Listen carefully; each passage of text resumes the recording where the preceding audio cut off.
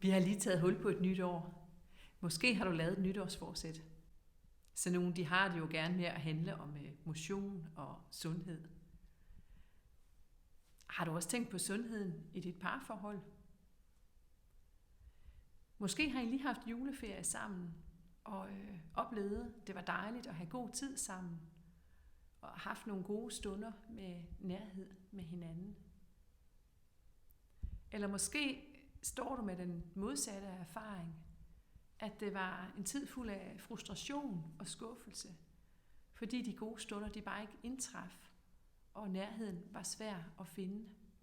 Uanset om du synes, I er i den ene eller den anden situation, så vil vi gerne have i Sankt Hans Kirke invitere jer ind på parkursus her til foråret.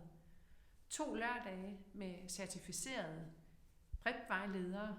Det er et kursus, der hedder PrEP, vores parkursus. Det er forskningsbaseret, det er et pædagogisk program, hvor I kan snakke om, hvad det er, der kan fremme jeres forhold, og hvad det er, der kan hæmme det.